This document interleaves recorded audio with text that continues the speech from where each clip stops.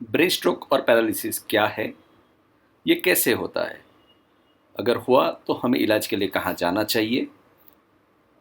एक बार स्ट्रोक हो गया है, मैं दोबारा नहीं चाहता, इसके लिए क्या कर सकते हैं? और इससे कैसे ठीक हुआ जा सकता है? अगर आपके मन में भी ये सवाल है तो ये वीडियो आपके लिए है। प्रिय दर्शक, कभी आपके साथ ऐसा हुआ है कि आप डॉक्टर के कैबिन से बाहर निकले और फिर भी कुछ सवाल आपके मन में रह गए हैं? तो इसके बहुत कारण रह सकते हैं। आपके डॉक्टर और सपोर्ट स्टाफ की पूरी एफर्ट्स के बावजूद भी आपके हेल्थ से जुड़े कई सवालों को एक साथ बिजी कंसल्टिंग रूम में कवर करना मुमकिन नहीं होता है।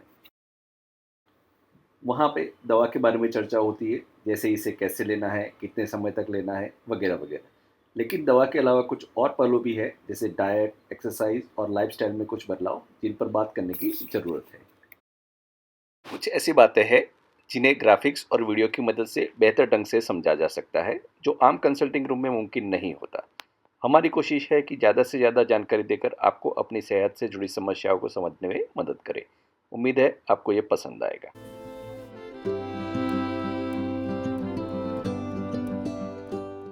प्रिय मित्रों, आज हम स्ट्रोक के बारे में जानेंगे। ये वीडियो में जैसे कि हमने बताया कि स्ट्रोक क्या होता है, स्ट्रोक कैसे होता है, स्ट्रोक की वजह क्या होती है, न आए उसके लिए हम क्या कर सकते हैं, इनकेस स्ट्रोक आता है तो उसको जल्दी आइडेंटिफाई कैसे कर सकते हैं और उसके उपचार के लिए आगे हमें क्या करना चाहिए और कहाँ पे जाना चाहिए। तो आज का हमारा टॉपिक है general awareness for brain stroke.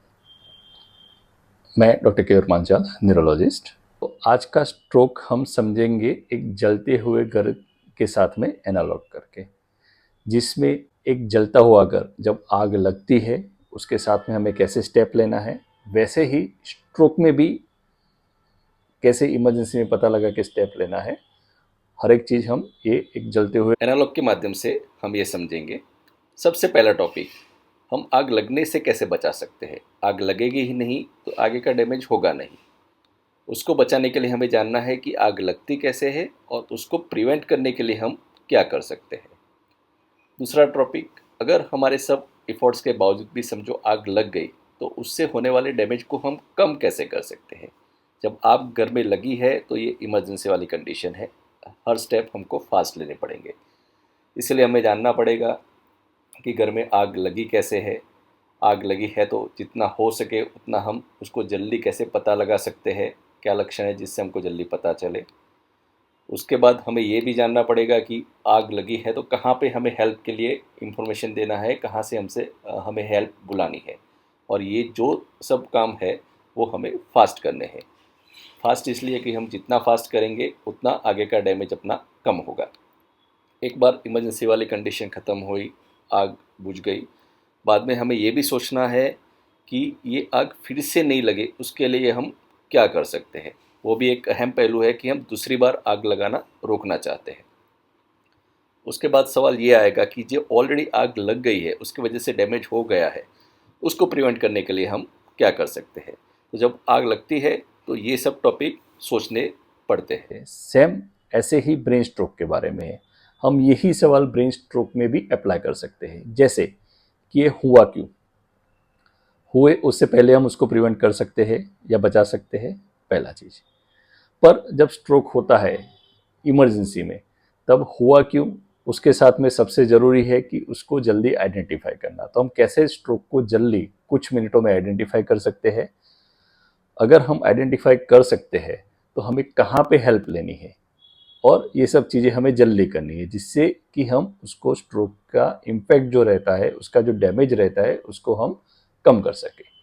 एक बार स्ट्रोक का इमरजेंसी हो गया, हमने इमरजेंसी निकाल ली, इमरजेंसी के बाद में जो स्टेप लेने थे हमने ले लिए। उसके बाद में अगला सवाल आएगा कि ये स्ट्रोक हुआ क्यों और उसे फिर से न होए उसके लिए हम क्या कर सकते हैं।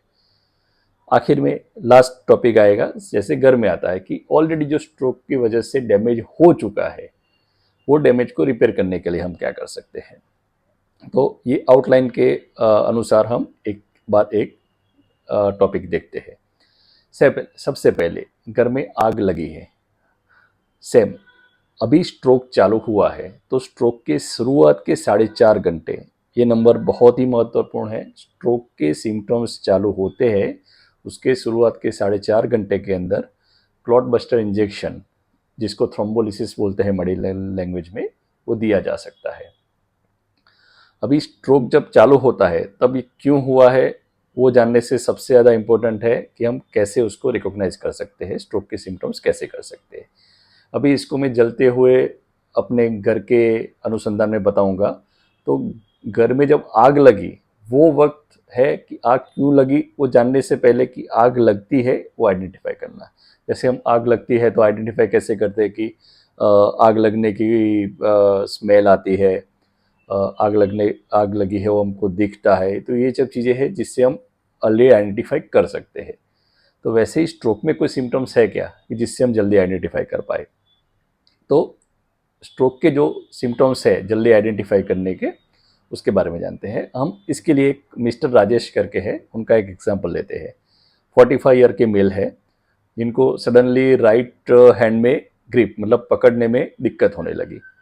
उनको ब्लड प्रेशर की बीमारी है और ये उनको जो ग्रिप का वीकनेस चालू हुआ, पकड़ने का दिक्कत चालू हुआ, वो 15 मिनट के पहले चालू हुआ है।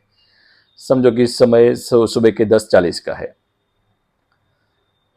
हाउ इट हैपन, स्ट्रोक कैसे होता है? स्ट्रोक दो तरीके से होता है। एक, खून का बहाव थम जाता है जिसकी वजह से दिमाग में आगे खून जाना कम हो जाता है, ऑक्सीजन पहुंचना कम हो जाता है, और जो हिस्से में खून पहुंचना कम हो जाता है वो हिस्सा आगे काम नहीं करता है। दूसरा तरीका जिसको हेमरेजिक स्ट्रोक बोलते हैं। पहला है इश्चेमिक स्ट्रोक जिसमें क्लॉट हो जाता है और आगे खून पहुंचना बंद हो जाता है। दूसरा है हेमरेजिक क्लॉट जिसमें ब्लीडिंग होता है और ब्लीडिंग की वजह से वो दिमाग के हिस्से को नुकसान होकर उसका काम बंद हो जाता है। ये दोनों तरीके से ये स्ट्रोक हो सकता है। अभी अ, दिमाग को खून पहुंचाने वाली 4 नसें रहती है जिसको फीडिंग पाइप, जो खून दिमाग को पहुंचाती है, उसको आर्टरीज बोलते हैं। तो 4 नस रहती है, राइट में आगे, लेफ्ट में आगे। ये दोनों नस जो है, राइट वाली राइट में ऊपर जाती है और दिमाग को खून पहुंचाती है। ऐसे ही जो ब्लू में दिखाया है पीछे 3 नस रहती है। ये पीछे की जो 3 नसें हैं उसमें से 2 वर्टेब्रल बोलते हैं जो आगे जाके एक बड़ा नस बनाता है। तो 4 नस, 2 आगे 2 पीछे, जो दिमाग को खून पहुंचाती है। अभी 4.5 घंटे में सबसे पहली बात कि रिकॉग्नाइज अर्ली कैसे करेंगे। अभी अपने जो मिस्टर राजेश है जिनको ग्रिप में वीकनेस हुई, तो ऐसे कौन से स्ट्रोक के सिम्टम्स है जो हम देख सकते हैं और ये सिम्टम्स के ऊपर हम आगे स्टेप ले सकते हैं। तो उसके लिए वर्ल्ड वाइड एक निमोनिक्स बोलते हैं जो यूज़ होता है, that is called BE fast. BE FAST में बी का मतलब है बैलेंस, सडनली बैलेंस जाने लगता है, पैर लड़खड़ाने लगते हैं। आई का मतलब है आई विजन लॉस, मतलब एक आंख में या एक साइड पे, राइट साइड में या लेफ्ट साइड में सडनली दिखना बंद हो जाता है। तीसरा है फेस, फेस टेढ़ा हो जाता है। बोलते हैं इंसान तो फेस टेढ़ा लगता है, स्माइल करते हैं तो फेस टेढ़ा लगता है। चौथा है आर्म, ए फॉर आर्म और लेग वीकनेस, मतलब कि एक साइड के हाथ पैर में मूंगी आती है, झुंझुनी आती है या वीकनेस हो सकता है। एस फॉर स्पीच, बोलने में जीभ लड़खड़ाने लगती है, बोलना स्पष्ट निकल नहीं रहा है या कंप्लीटली बंद हो जाता है, ऐसा भी हो सकता है। Then it is a T time to run to the hospital. B fast, B for balance, E for eye means vision loss, F for face, face टेढ़ा होना, ए फॉर आर्म और लेग वीकनेस और tingling,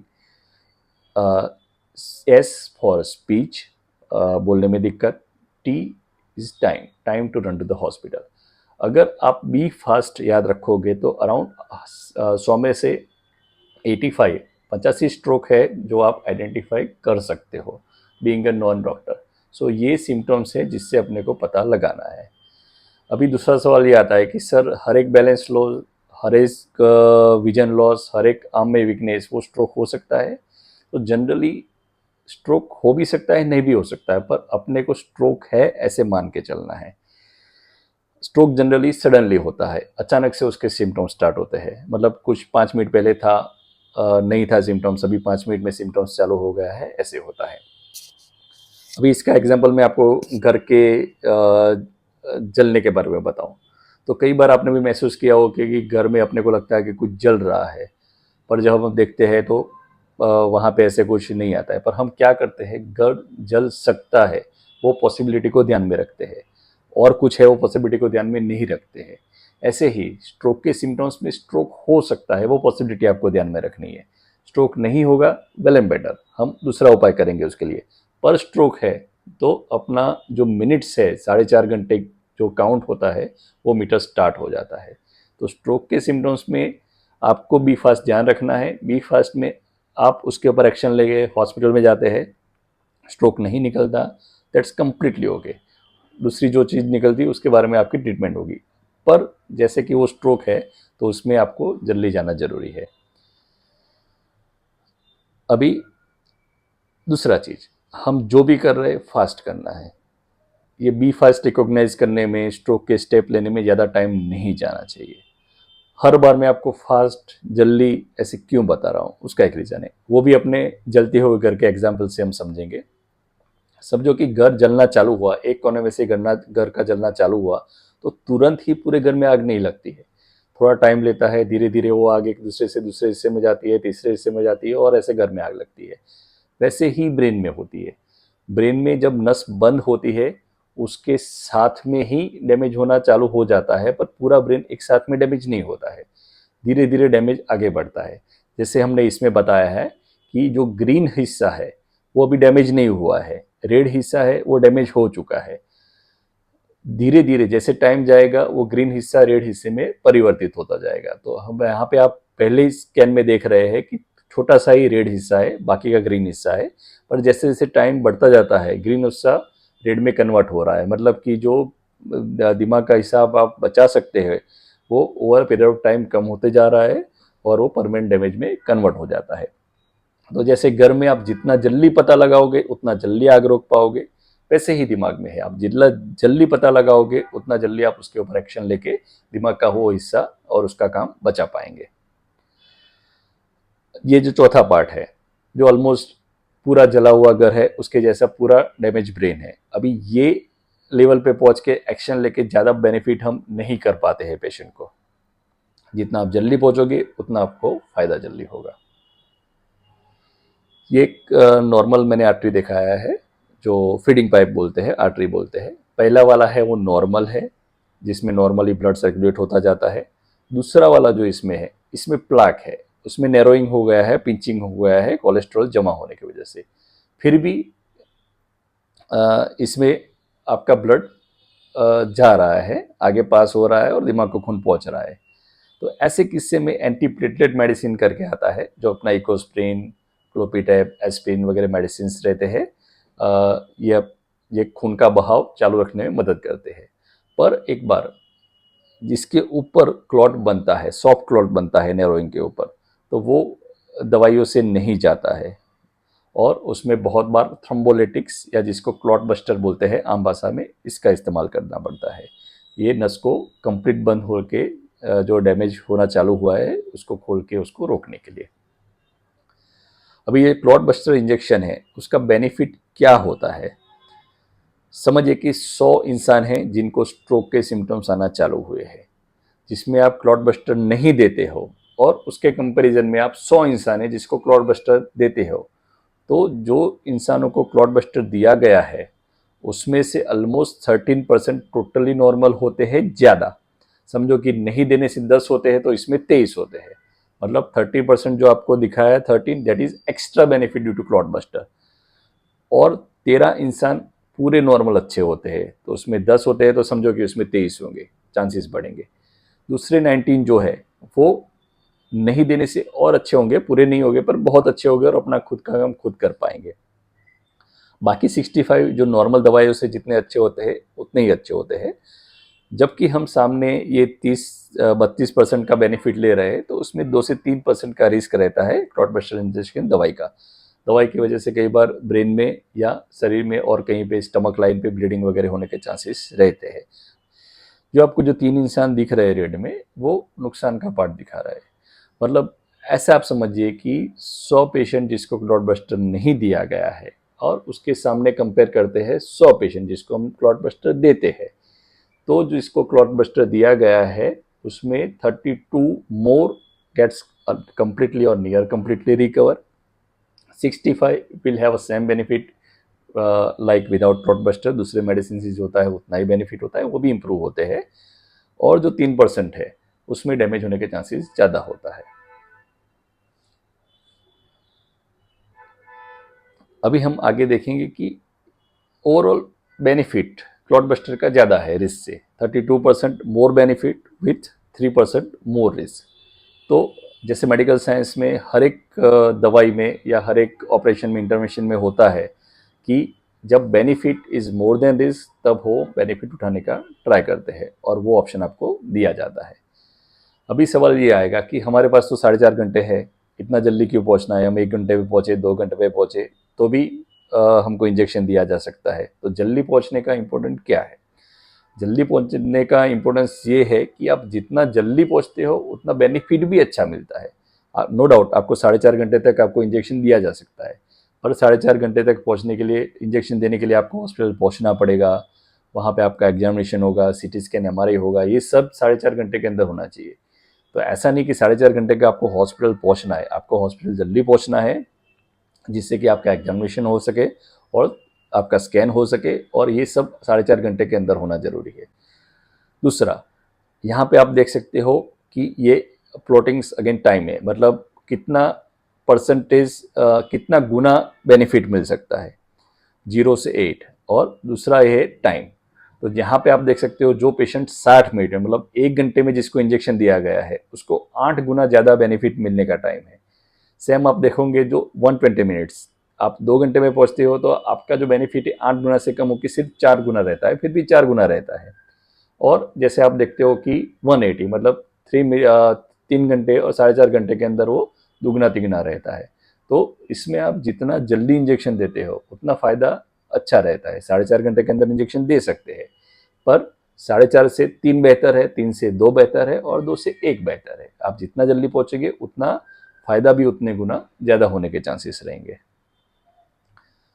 दूसरा सवाल आपके जहन में आता है कि अभी जो 65% आपने बताया कि जिसमें मेडिसिन के जितना ही फ़ायदा होता है, क्लॉट बस्टर और एक्स्ट्रा कुछ बेनिफिट नहीं देता है, तो वो कौन से पेशेंट रहते हैं? तो उसमें से बहुत सारे पेशेंट ऐसे रहते हैं जहाँ पे बड़ा नस, जो फीडिंग पाइप आर्टरी रहता है, बड़ा नस ब्लॉक होता है। जैसे मैंने बताया कि 4 नस रहते हैं, 2 आगे और 2 पीछे, जो दिमाग में खून पहुंचाते हैं। अगर उसमें से कुछ ब्लॉक है तो उसको क्लॉट बस्टर से निकालना, और उसके निकलने के चांसेस जो है वो बहुत कम रहते हैं। हार्डली 20% केसेस में क्लॉट बस्टर इफेक्टिव रहता है, बाकी मेजोरिटी 80% केसेस में क्लॉट बस्टर से भी वो क्लॉट नहीं निकलता है।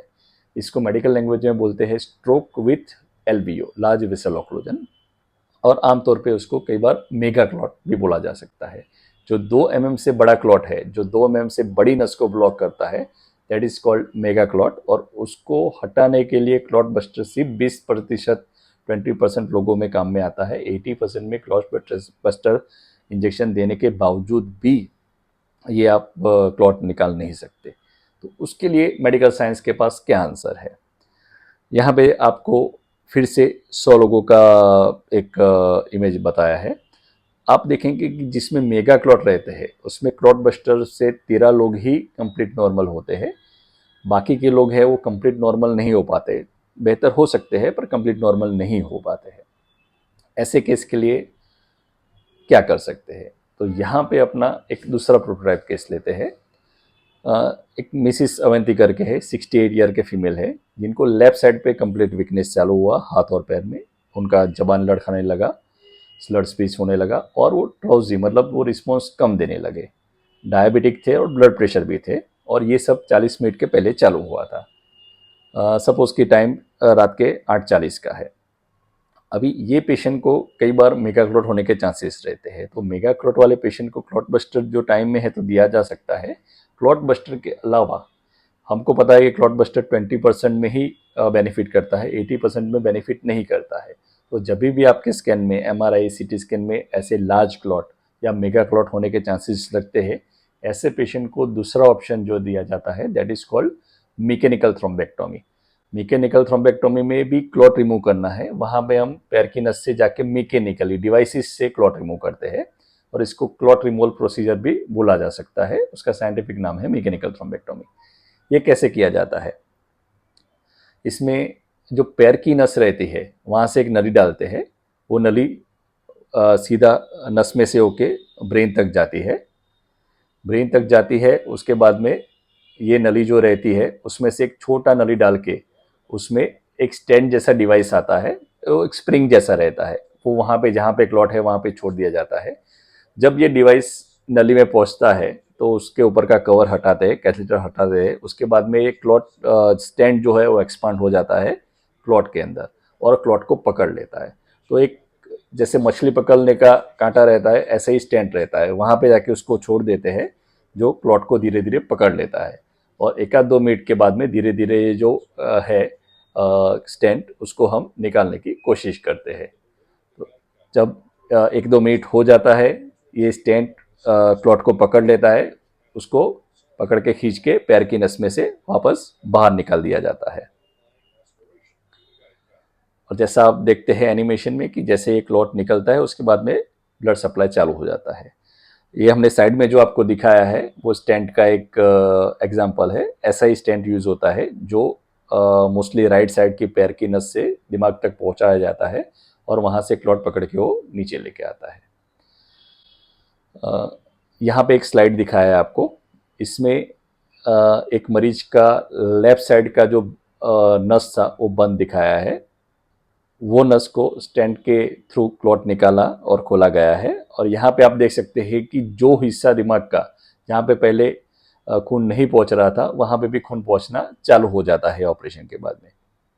ऑपरेशन का काम क्या है? वही जो घर में आग बुझाने का काम है।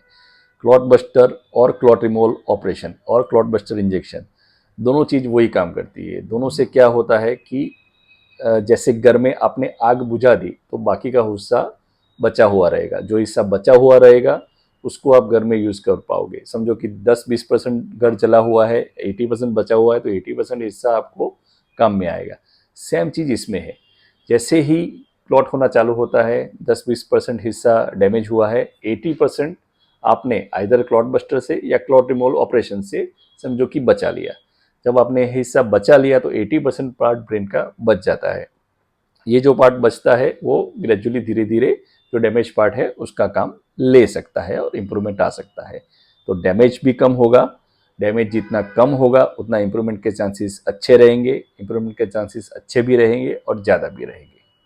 इसमें एनिमेशन के द्वारा मैं आपको समझाता हूँ। यहाँ पे आप देख रहे हैं कि जिसमें लार्ज वेसल ऑक्लूजन या मेगा क्लॉट होता है उसमें क्लॉट बस्टर देने के बावजूद भी सिर्फ 13% पेशेंट को कंप्लीट और नियर कंप्लीट इम्प्रूवमेंट आता है।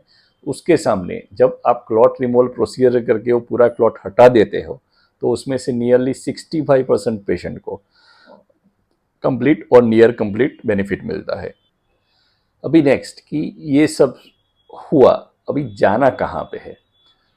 बहुत बार पेशेंट के साथ, मरीज के साथ ऐसा देखा गया है कि उनको स्ट्रोक के सिम्टम्स का जल्दी पता लगा, उनको पता भी चला कि ये शायद ब्रेन स्ट्रोक या पैरालिसिस हो सकता है। पर बहुत बार ऐसा होता है कि वो ऐसी जगह पे पहुंचते हैं जहाँ पे ये सब फैसिलिटीज़ अवेलेबल नहीं होती है, तो जो 4.5 घंटे का गोल्डन पीरियड है वो निकल जाता है। तो आपको ये सिम्टम्स पता लगे तो ऐसी जगह पे पहुंचना चाहिए कि जहाँ पे ये सब सिस्टम्स एस्टेब्लिश है और ये सब चीज़ें जितना हो सके उतना जल्दी कर सकते हैं। तो क्या चाहिए? पहले कि सीटी स्कैन और एमआरआई नज़दीक में चाहिए, हॉस्पिटल में चाहिए, जिससे वो फटाफट हो सकता है। हॉस्पिटल में सेम कंपाउंड में नहीं है तो आजू बाजू में होना चाहिए, जिससे आप पता लगा सकते हैं और फटाफट सीटी स्कैन या एमआरआई कर सकते हैं। दूसरा, क्लॉट बस्टर इंजेक्शन अवेलेबल होना चाहिए। तीसरा, ये जो क्लॉट रिमूवल ऑपरेशन जो मेगा क्लॉट में किया जाता है वो कैथ लैब मशीन में हो जाता है। कैथ लैब मशीन भी सेम ही मशीन है जो हार्ट की एंजियोग्राफी एंजियोप्लास्टी के लिए यूज़ होती है। तो मोस्ट ऑफ मशीन में ये ब्रेन का भी क्लॉट रिमूवल ऑपरेशन किया जा सकता है। ये 3 चीज़ें मेन हो गई, सीटी स्कैन या एमआरआई मशीन, क्लॉट बस्टर दवाई और तीसरा है कि कैथ लैब मशीन। बट ये सब का इम्पोर्टेंट तभी है जब ये डिसीजन लेने वाले न्यूरोलॉजिस्ट वहाँ पे अवेलेबल है। सो आइदर न्यूरोलॉजिस्ट हॉस्पिटल में अवेलेबल रहते हैं या बहुत जगह पे ये फैसिलिटीज़ नहीं रहती है, न्यूरोलॉजिस्ट नहीं रहते, तो फिजिशियन या जनरल डॉक्टर न्यूरोलॉजिस्ट से फ़ोन पे कंसल्टेशन करके भी क्लॉट बस्टर इंजेक्शन दे सकते हैं। इमरजेंसी है, इमरजेंसी में न्यूरोलॉजिस्ट के लिए वेट करना ज़रूरी नहीं है। फ़ोन पे कंसल्ट करके इंजेक्शंस कई बार डॉक्टर्स देते हैं जहाँ पे ये सिस्टम एस्टेब्लिश है। तो आपको ऐसी जगह पे पहुंचना है जहां पे सीटी स्कैन एंड एमआरआई आपका जल्दी हो सकता है। क्लॉट बस्टर इंजेक्शन आपको मिल सकता है। Doctor neurologist consultation either in person और ऑन फोन अवेलेबल है, और पॉसिबल है तो कैथ लैब फैसिलिटी अवेलेबल है। अभी कैथ लैब फैसिलिटीज़ ऐसी है कि हर एक छोटे सा गांव शहर में नहीं होती है। सीटी स्कैन एमआरआई हर एक छोटे गांव शहर में नहीं होते, या पॉसिबल है कि ये चारों चीज़ आपको एक जगह पे नहीं मिलती। बहुत बार मरीज ऐसा सवाल करते हैं कि सभी चीज़ एक जगह पे अवेलेबल नहीं है। कुछ चीज़ें हैं जो मेरे से 3 घंटे दूर एक हॉस्पिटल है, बड़ा हॉस्पिटल है, 2 घंटे दूर बड़ा हॉस्पिटल है, यहाँ पे सब चीज़ है। और एक पास का हॉस्पिटल है जो 15 मिनट या आधे घंटे पे, वहाँ पे सिटी स्कैन है, क्लॉट बस्टर से इंजेक्शन दिया जा सकता है, पर कैथ लैब नहीं है। तो ऐसे केसेस में क्या करना है, कहाँ पे जाना?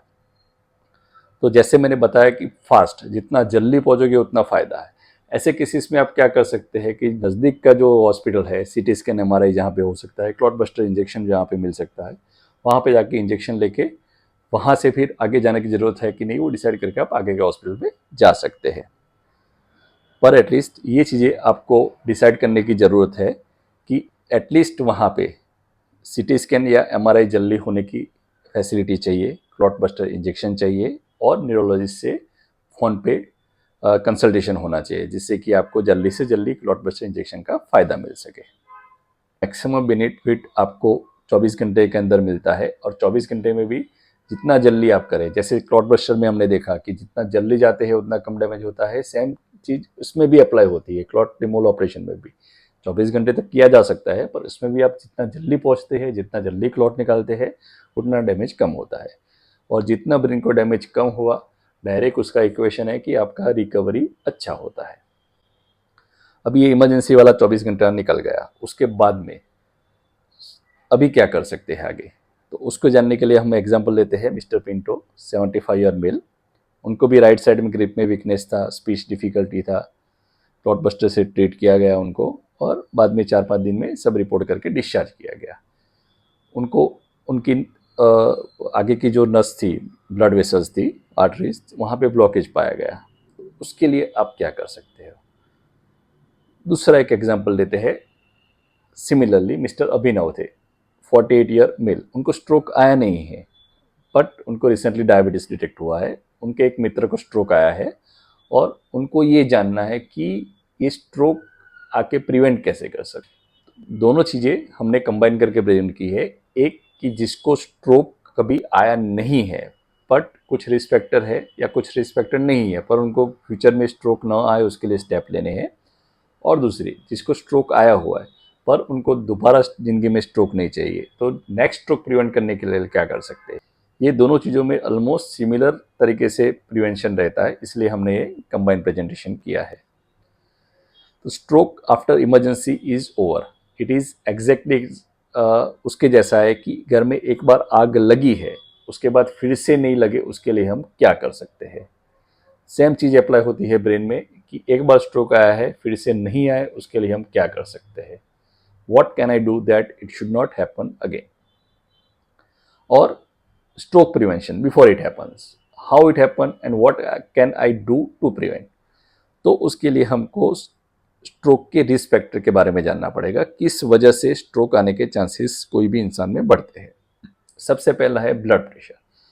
ब्लड प्रेशर जनरली 120 ऊपर का सिस्टोलिक, 80 नीचे का डायस्टोलिक, इसको नॉर्मल माना जाता है। उसके ऊपर जितना आप जाते हैं उतना स्ट्रोक का रिस्क बढ़ता है। जैसे यहाँ पे ऑरेंज में दिखाया है, upper systolic is 131, between 130 and 139, lower one is between 80 and 89। वहाँ पे आपका स्ट्रोक का रिस्क बढ़ना चालू हो जाता है। उसके साथ में रेड वाले एरिया में जाते हैं कि आपका ब्लड प्रेशर 140 और 90 के ऊपर जाता है, तब स्ट्रोक का रिस्क और बढ़ जाता है। दूसरा, smoking. Even a single cigarette is injurious to your health. Smoking से रिस्क बढ़ता है, and simple advice, stop smoking. तीसरा, डायबिटीज़। डायबिटीज़ का लेवल जितना आप कंट्रोल में रखोगे उतना आपको स्ट्रोक में बेनिफिट होगा, स्ट्रोक के रिस्क में बेनिफिट होगा। जनरली हम बोलते हैं कि 7 HbA1c जो अपना 3 महीने का एवरेज डायबिटीज़ दिखाता है, जो 7 के नीचे रहता है तो उसमें स्ट्रोक के रिस्क कम रहते हैं। 8 स्टिल एक्सेप्टेबल, बट 8 को 7 किया जा सकता है। Anything above 8 increases the risk of stroke. Stroke का रिस्क 8 के ऊपर बढ़ता जाता है। डाइट, डाइट क्या लेना चाहिए? पर्टिकुलरली ऐसा कोई डाइट नहीं है कि जो स्ट्रोक प्रिवेंट करता है। स्ट्रोक जनरली होता है बीपी, डायबिटीज़, ओबेसिटी, उसकी वजह से, तो आपको वो कंट्रोल करना है, वो प्रिवेंट करना है। तो उसके लिए डाइट में क्या होना चाहिए? तो जैसे अपना एक डिश है, ये थाली है, तो थाली में एक चौथाई पार्ट वेजिटेबल होना चाहिए, एक चौथाई पार्ट फ्रूट होना चाहिए, एक चौथाई पार्ट ग्रेन से, होल ग्रेन से बनी कोई चीज़ें होनी चाहिए, और एक चौथाई पार्ट प्रोटीन से भरी हुई चीज़ें होनी चाहिए। थोड़ा डिटेल में बताऊँ तो बैलेंस कैलोरी इंटेक होना चाहिए, फिजिकल एक्टिविटी होनी चाहिए, न्यूट्रिएंट्स में वैरायटी होनी चाहिए फ्रूट और वेजिटेबल में, होल ग्रेन यूज़ होना चाहिए, डेयरी प्रोडक्ट्स यूज़ होना चाहिए, non tropical liquid plant oil जैसे सनफ्लावर ऑयल वगैरह यूज़ कर सकते हैं। ईट मिनिमली प्रोसेस्ड फूड, जो भी फूड आपके घर में पैकेज में आता है वो आपके लिए नुकसान दे सकता है। ट्राई टू यूज़ अनप्रोसेस, जो मिनिमली प्रोसेस्ड फूड है उसको लेने का प्रयास करें। एडेड शुगर जितने भी फूड में रहती है, बेवरेजेस में रहती है, कोल्ड ड्रिंक्स में रहती है, चाय वगैरह में आप कम कर सकते हैं। Cut down all on salt, मतलब आप नमक का जितना कम इस्तेमाल कर सकते हैं बेहतर है। जितना भी है नमक का आपका इस्तेमाल, उसमें से 1-2 चम्मच कम किया करिए, और ये कंसिस्टेंट बेस पे करना है, ऐसा नहीं कि 1-2 दिन के लिए। लिमिट अल्कोहल, अल्कोहल आप नहीं ले रहे हैं तो स्टार्ट मत करें, आप ले रहे हैं तो उसका प्रमाण कम करें। And follow this recommendation even if you are eating outside. ऐसा नहीं कि घर पे फॉलो कर रहे हैं पर हफ्ते में 2 बार बाहर खा रहे हैं और ये फॉलो नहीं कर रहे, तो उसका कोई मतलब नहीं बनता है। सो आपका डाइटरी हैबिट जो है, खाने का जो हैबिट है, वो हेल्दी रहना चाहिए और कंसिस्टेंटली हेल्दी रहना चाहिए। आगे का एक रिस्क फैक्टर आता है, that is physical inactivity. Physically आप इनएक्टिव है, चलते फिरते कम है, तो भी स्ट्रोक का रिस्क बढ़ता है। फिजिकल एक्टिविटी के एक प्रमाण है कि हफ्ते में 150 मिनट्स, मतलब 30 minutes in a day for at least 5 days in a week. इसमें ब्रिस्क वॉकिंग, एरोबिक, रनिंग, ये एरोबिक एक्टिविटी में आता है। 75 minutes of vigorous activity, running, swimming, jumping, hiking, ये सब आप कर सकते हैं। ये जो एक्टिविटीज़ मैंने बताई आपको वो एरोबिक एक्टिविटी है। उसके साथ में resistant training, muscle strengthening activity भी एटलीस्ट 2 दिन पर हफ्ते में, उससे ज़्यादा कर सकते हैं तो बहुत बढ़िया है, पर एटलीस्ट 2 दिन आपको करनी चाहिए। That can be done in a gym with the weights, with the machines और रेजिस्टेंट बैंड्स। अगर समझो कि आपके पास 30 मिनट नहीं है दिन के, तो 15-15 मिनट में डिवाइड करके भी आप कर सकते हैं। उसके बाद आता है ओबेसिटी या मोटापा। ओबेसिटी का मानक बीएमआई है। बीएमआई काउंट करने के लिए आपको आपका जो वेट है उसको डिवाइड करना है हाइट इन मीटर स्क्वायर से, जिससे आपको आपका बीएमआई पता चलता है। समझो कि आपका वेट है 80 केजी और आपका हाइट है 1.6 मीटर, तो 80 divided by 1.6 again divided by 1.6, वो जो नंबर आता है वो आपका बीएमआई है।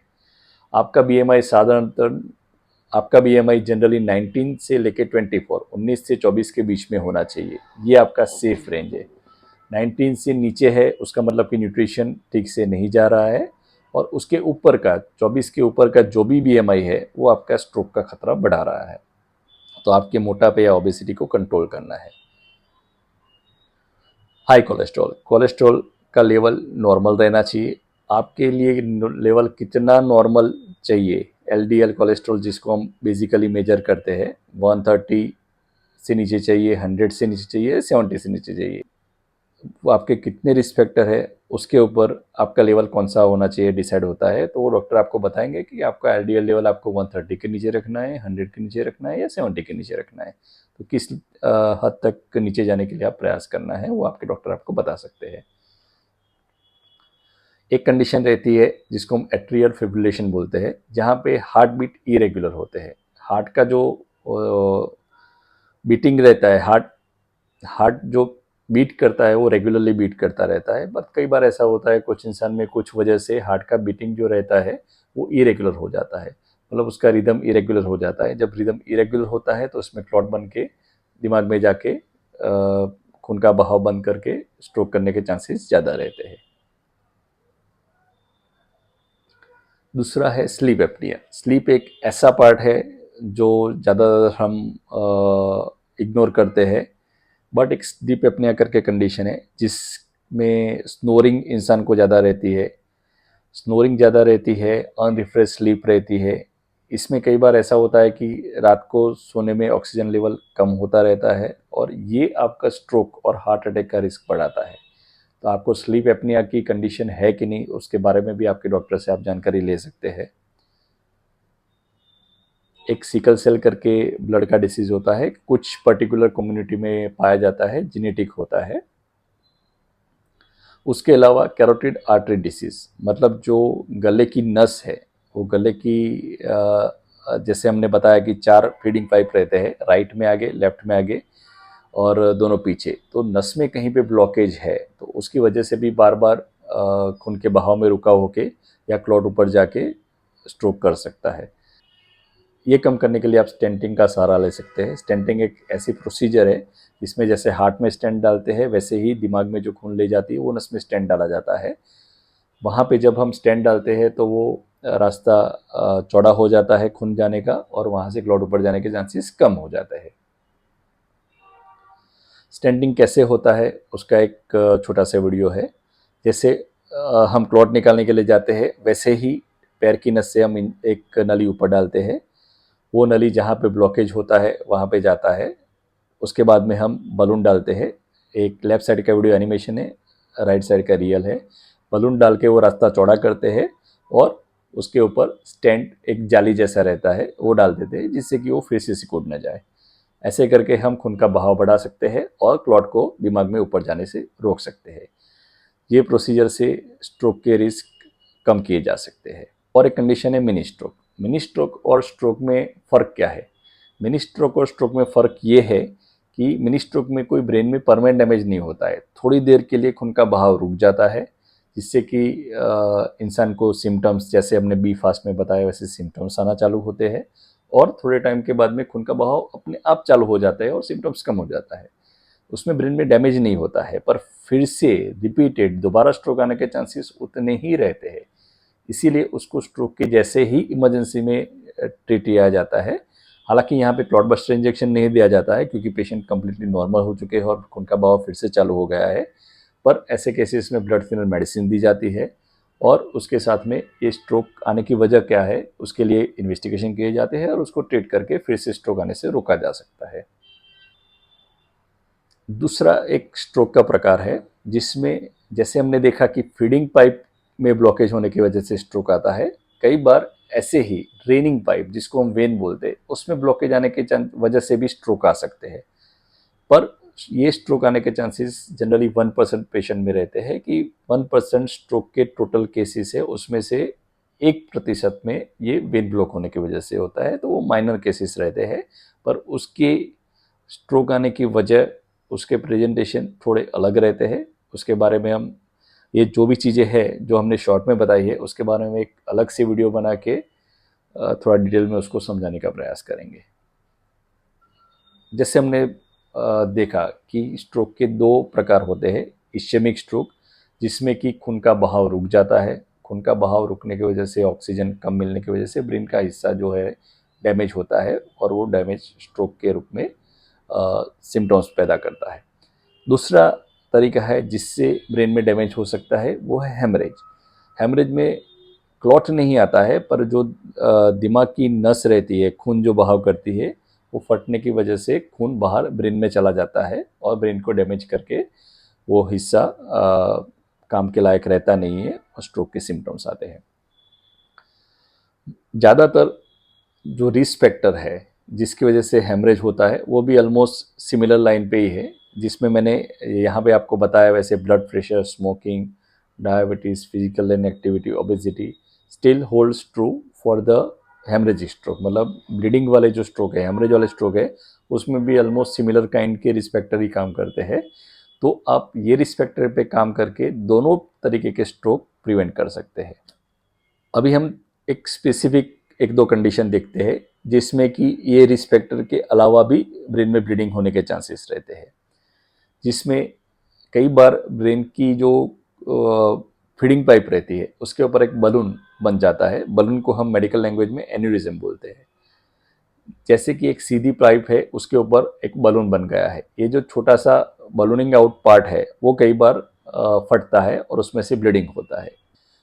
ये जो ब्लीडिंग होता है उसको सवरएक्नोइड हेमरेज बोलते हैं। इसकी वजह से भी कई बार ब्रेन स्ट्रोक जैसे सिम्टम्स आ सकते हैं। पेशेंट को सडनली हेडेक या अनकॉन्शियसनेस और वीकनेस के साथ ये सिम्टम्स की शुरुआत होती है। उसके बारे में भी हम एक अलग वीडियो में पूरा विस्तार से बताएंगे कि एन्यूरिज्म क्या होता है और उसके लिए क्या करना चाहिए। कई बार जैसे एन्यूरिज्म रहता है वैसे ही ये जो ब्लड वेसल है उसका एक टेंगल बन जाता है जो इंटरकनेक्टेड रहता है। इसको एवी मालफॉर्मेशन और एवी फिशुला जैसे दो अलग अलग डिसीज के नाम से जाना जाता है। वहाँ पे ऐसे खून की नस का एक गुच्छा बन जाता है। अभी ये जो गुच्छा बन गया है, जो मालफॉर्मेशन बोलते हैं, वो कई बार लीक करता है। कई बार उसमें लीकेज होकर ब्लीडिंग होकर ब्रेन को डैमेज कर सकता है। तो उसके लिए भी एक अलग वीडियो में हम आगे जानकारी देने वाले हैं, जिसका लिंक हम बाद में ये वीडियो में डाल देंगे। अभी मिसिस अवंती पहले हमने देखा था जिनको लेफ्ट साइड में वीकनेस हुआ था, डायबिटीज़ और ब्लड प्रेशर था, उसको हमने क्लॉट रिमूवल ऑपरेशन किया था और पेशेंट इम्प्रूव भी हुए। पर जैसे हमने बताया कि क्लॉट रिमूवल के बाद में भी हर एक पेशेंट इम्प्रूव कम्प्लीटली नहीं होते हैं। 65% पेशेंट में इम्प्रूवमेंट के चांसेस अच्छे होते हैं, वो अपने आप चलने फिरने लायक हो जाते हैं, बट कुछ डैमेज का असर उनमें रह जाता है।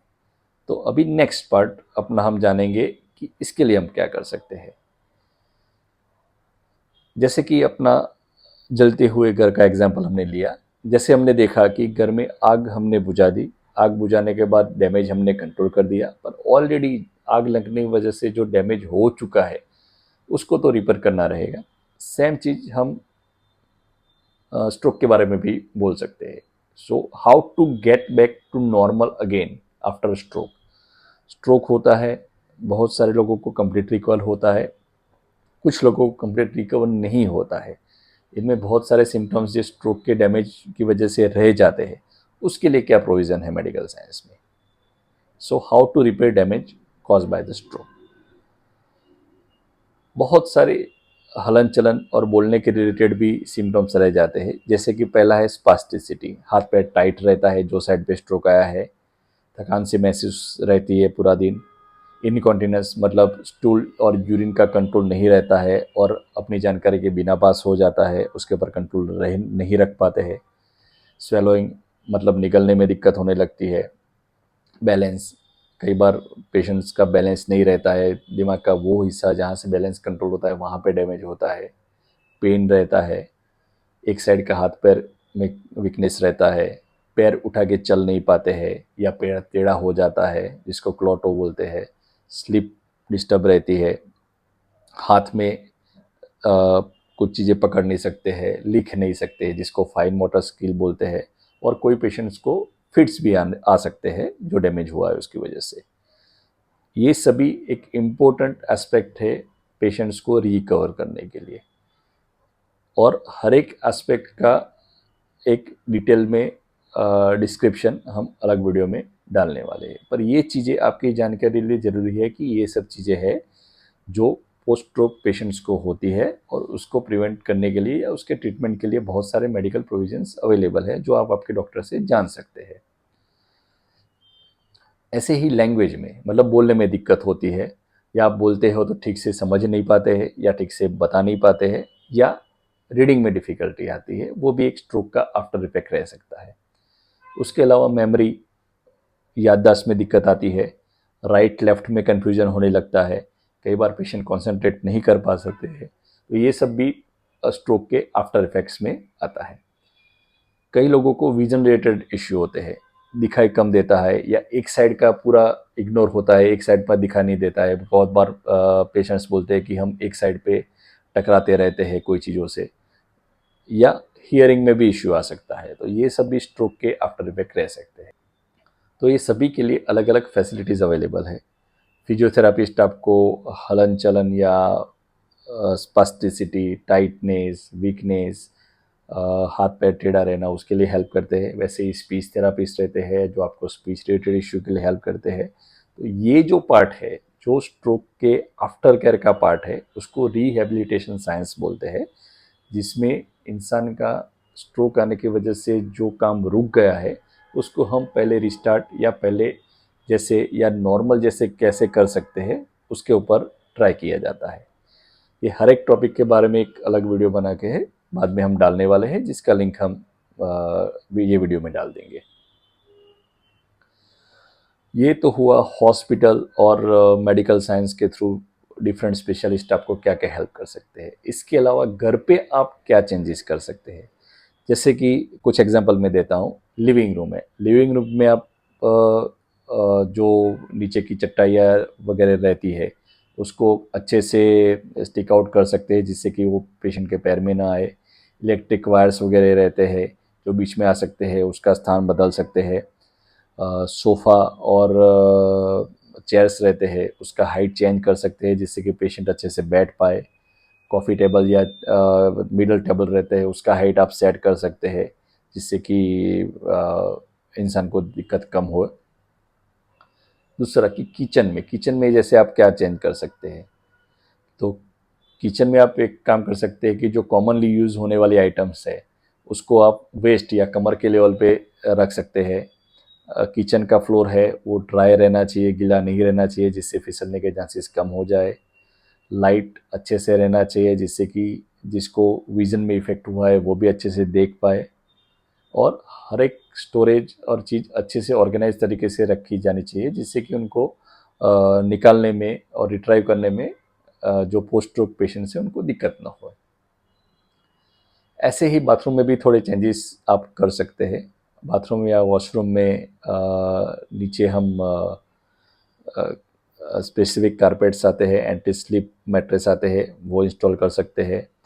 बाजू में पकड़ने के लिए, उठने के लिए, नहाते वक्त या कमोड से उठने के लिए सहारे के लिए हैंडल्स या रेलिंग लगा सकते हैं।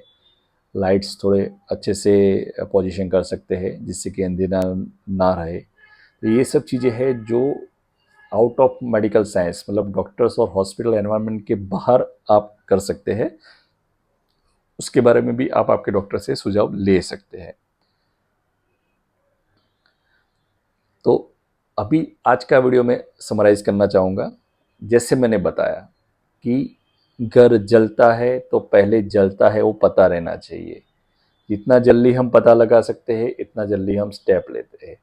ऐसे ही ब्रेन में जितना जल्दी हम पता लगा सकते हैं कि स्ट्रोक डेवलप हो रहा है उतना जल्दी हम स्टेप ले सकते हैं। कैसे पता लगाएंगे? B fast, B for balance, E for eye means vision loss, F for face, weak face और deviated face, A for arm और leg weakness, S for speech difficulty, then it is a time to run to the hospital. B fast से हम stroke का जल्दी पता लगाएंगे। दूसरा चीज़, stroke का जितना जल्दी पता लगाएंगे उतना अपने पास ज़्यादा टाइम रहेगा कि हम उसका डैमेज कम कर सकते हैं। जितना जल्दी हम स्टेप लेंगे उतना कम डैमेज होगा। कम डैमेज का सीधा मतलब है कि बचा हुआ ब्रेन, बचा हुए ब्रेन का सीधा मतलब है कि अच्छा रिकवरी और इतना जल्दी रिकवरी। तो जितना हिस्सा आप बचा पाओगे उतना रिकवरी का पार्ट आपका कम होता रहेगा। तीसरा, ये रिकवरी कैसे करनी है, ये हिस्सा कैसे बचाना है, तो शुरुआत के 4.5 घंटे के अंदर क्लॉट बस्टर का एडवांटेज ले सकते हैं। 4.5 घंटे में भी जितना जल्दी पहुंचते हैं उतना अच्छा है। 4.5 से 3 अच्छा है, 3 से 2 घंटे पे पहुंचना अच्छा है। जितना जल्दी आप पहुंचते हो हॉस्पिटल में उतना जल्दी आपका स्कैन होता है। स्कैन में पता चलता है कि कौन से टाइप का स्ट्रोक है, क्लॉट की वजह से स्ट्रोक आया है या हेमरेज की वजह से आया है। अगर क्लॉट की वजह से आया है तो आपको क्लॉट बस्टर इंजेक्शन दिया जाएगा। क्लॉट बस्टर के ऊपर भी एक डिटेल वीडियो हम आगे बनाने वाले हैं।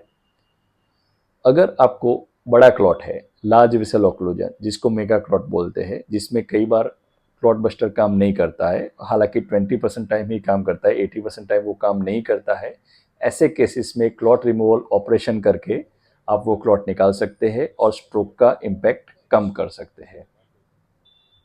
स्ट्रोक आए तो आपको कहाँ पे पहुँचना है, वो एक अहम चीज़ है। जहाँ पे सिटी स्कैन MRI आपका जल्दी हो सकता है, आपको क्लॉट बस्टर ड्रग का प्रोविज़न मिल सकता है। जहाँ पे कैथ लैब है, ऐसा हॉस्पिटल आपको आजू बाजू में है तो बहुत बढ़िया है। चौथा कि neurology consultation either in person और कॉल, अंडर कॉल, आपको न्यूरोलॉजी कंसल्टेशन अवेलेबल होना चाहिए। तो ये रिक्वायरमेंट है स्ट्रोक ट्रीटमेंट हॉस्पिटल के। यहाँ पे ये रिक्वायरमेंट कंप्लीट होते हैं, वैसे नज़दीक के हॉस्पिटल में जल्द से जल्द आपको पहुँचना है। एक बार स्ट्रोक आ गया, एक बार हमने इमरजेंसी हैंडल कर दी, उसके बाद में ये जो है हमने रिस्पेक्टर के बारे में एक ऊपर से आपको बताया है, वो रिस्पेक्टर्स के ऊपर काम करना है। उसके नॉर्मल रेंज है वो हमने आपको बताया है। अभी पर्टिकुलर रिस्क फैक्टर और उसके लिए हम क्या कर सकते हैं वो एक अलग वीडियो में आपको डिटेल्स में बताने की कोशिश करेंगे, और जब ये वीडियो बनेगा तो उसका लिंक भी वीडियो के साथ में ऐड कर देंगे। अगर जिस किसी इंसान को नस में ब्लॉकेज है वो स्टेंटिंग का सहारा ले सकते हैं, जिससे कि दोबारा स्ट्रोक ना आए। बाकी एक बार जो स्ट्रोक हो गया है उसका जो डैमेज रह गया है उसके लिए भी बहुत सारे स्पेशलिस्ट न्यूरोलॉजिस्ट के साथ मिलके आपको हेल्प कर सकते हैं, जिसमें physiotherapist, speech therapist, rehabilitation specialist वगैरह रहते हैं। कुछ दवाइयाँ भी रहती है जिससे कि ये स्ट्रोक डैमेज के सिम्टम्स आपको कम कर सके और इसमें इम्प्रूवमेंट ला सके।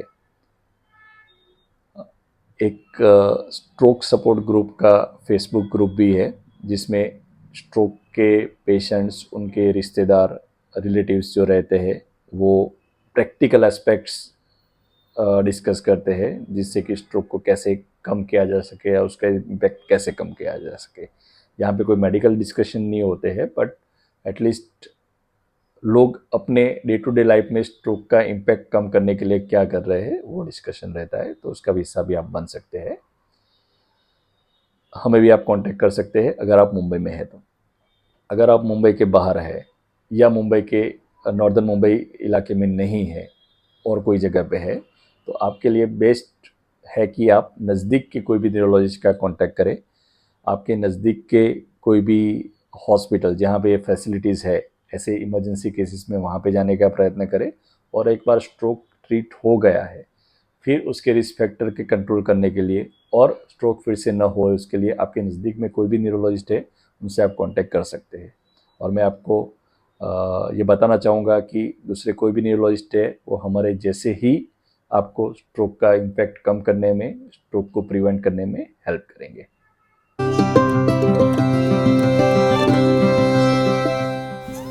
Hope you liked our today's video. Please subscribe to our channel and do like, share and comment. Stay healthy, stay happy.